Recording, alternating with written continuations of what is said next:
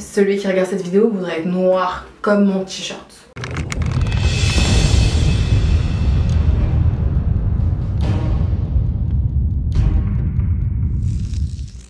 Dans cette vidéo, je vais vous dire tout ce qu'on ne vous dit pas sur la mélanine, parce que je sais que beaucoup de gens ne savent même pas c'est quoi de la mélanine. La mélanine est un pigment fabriqué par les cellules de la peau à laquelle on donne la coloration plus ou moins foncée. Chaque être vivant a de la mélanine.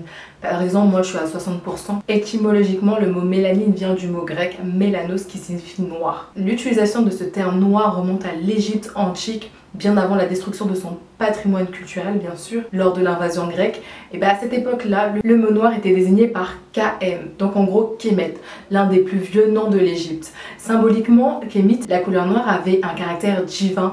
D'ailleurs, nos ancêtres accordaient tellement d'importance à leur teint que leur 32e de leurs 42 principes était l'interdiction formelle à quiconque d'en modifier sa carnation. Le rôle premier de la mélanine est avant tout d'aider la peau à se protéger des rayons ultraviolets du soleil. C'est donc pour ça, comme vous voyez sur cette image là, une peau très claire de type 1 brûle systématiquement face au soleil. Une peau type 2 claire brûle souvent, une peau type 3 claire en moyenne brûle parfois, une peau type 4 dite mat brûle rarement, une peau type 5 foncée brûle très rarement et une peau type 6 brûle presque jamais face à une exposition au soleil. En résumé, les personnes dont le teint clair ou pâle risquent davantage d'être atteintes d'un cancer de la peau autre que les personnes plus foncées. Les personnes qui ont les poils blancs ou cheveux blancs, yeux verts, yeux gris et yeux bleus risquent davantage d'avoir un cancer de la peau autre que les personnes aux yeux foncés, cheveux foncés et poils foncés. En fait, le risque à ces personnes qui ont par exemple les cheveux clairs, les yeux clairs, et ben, leur risque est plus élevé puisque les personnes qui représentent ces caractéristiques-là, en fait, ils ont moins de mélanine. Parce que la mélanine est la substance qui donne la couleur noire à la peau, les yeux et les cheveux. Donc en gros, quelqu'un qui a des yeux foncés et les cheveux clairs, ben, en fait là ça veut dire qu'il a de la mélanine dans les yeux et il a moins de mélanine dans les cheveux. C'est donc aussi pour cela que les albinos ont d'énormes problèmes de peau, leur maladie appelée l'albinisme, qui est une affectation caractérisée par un manque de mélanine dans la peau, les yeux et les cheveux. La peau de ces personnes qui sont atteintes de cette maladie brûle donc facilement, ce qui les rend plus vulnérables d'avoir un cancer de la peau autre que les personnes à la peau foncée. Maintenant, je vais vous classifier les teintes de peau mélaninées. Donc comme vous voyez dans cette image là, on va aller de ceux qui ont le plus de mélanine à ceux qui en ont moins. On va commencer par les mélanodermes, qui se traduit par personnes ayant une couleur de peau noire. Donc il y a 7 races dans les mélanodermes. Il y a la race éthiopienne, la race mélano-africaine, la race négrile, la race croissant, la race mélano-indienne, la race négrito et la race malaisienne.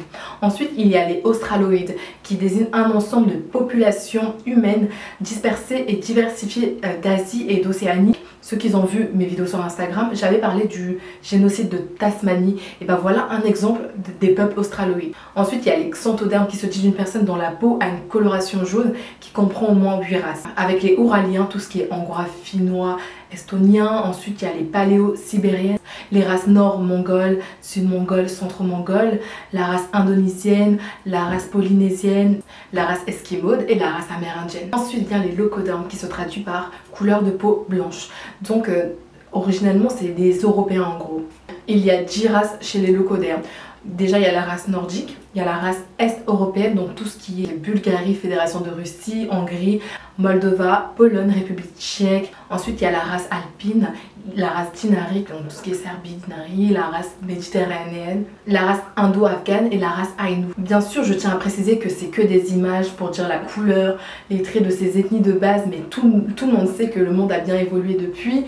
C'est bien métissé pour avoir l'assurance de dire que pour être ça, il faut ressembler à ça, il faut être ci. Des Arabes italiens, il y en a partout, comme des Sénégalais japonais, comme des Chinois américains. Et en dernière position, les albinos qui ne sont dans aucune de ces catégories-là car ils ont 0% de mélanine dans le corps. On trouve de la mélanine partout dans l'univers, que ce soit dans l'eau, dans les plantes, dans la galaxie ou les animaux, d'où vient cette couleur noire des fois qui se rajoute sur certains animaux. La mélanine est présente à chaque recoin de la nature et du cosmos. Ce qu'on appelle la matière noire en astrophysique, et ben c'est de la mélanine.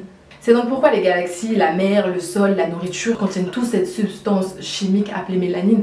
Elle est également présente dans notre système interne, tout ce qui est cerveau, foie, muscles, nerfs et intestins. Ah oui, elle est de plus présente dans l'utérus de nos mères. Ça veut dire qu'on était des fœtus, quand nous étions dans l'utérus, et ben nos mères nous donnaient de la mélanine via la glande pinéale. Je vais vous énoncer des avantages que moi-même j'ai notés concernant la mélanine. Donc voilà, les avantages d'avoir une peau riche en mélanine. Mon premier avantage est que la mélanine est essentielle au cerveau, aux nerfs et au fonctionnement des organes. Chez les humains, la mélanine est le principal déterminant de la peau et de la couleur des cheveux. Cependant, peu de gens savent que la mélanine se trouve également presque dans tous les organes du corps, qu'elle est nécessaire pour le fonctionnement du cerveau, les nerfs, pour que nos yeux voient, pour que les cellules se reproduisent. Mon deuxième avantage est que la mélanine offre une protection supérieure contre les effets des rayons ultraviolets du soleil. Parce qu'il faut savoir que l'exposition au soleil est susceptible de provoquer un vieillissement prématuré de la peau, ainsi que des cancers de la peau. Notre capacité à résister aux effets potentiellement néfastes des radiations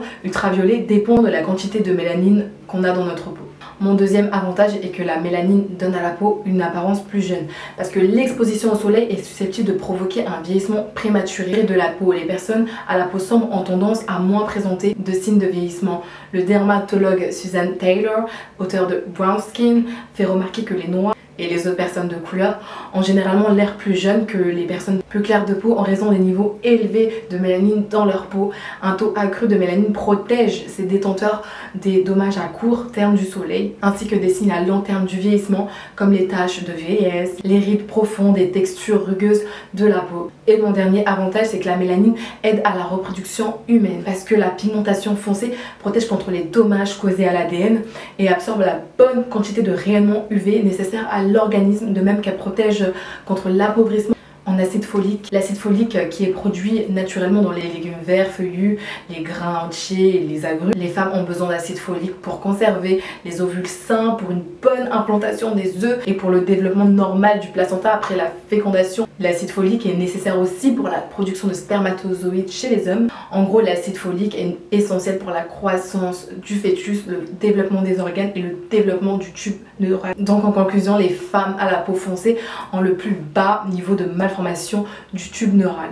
Après, il y a beaucoup de bienfaits que je vous conseille d'aller chercher par vous-même. C'est pour ça que j'en ai énoncé que 3.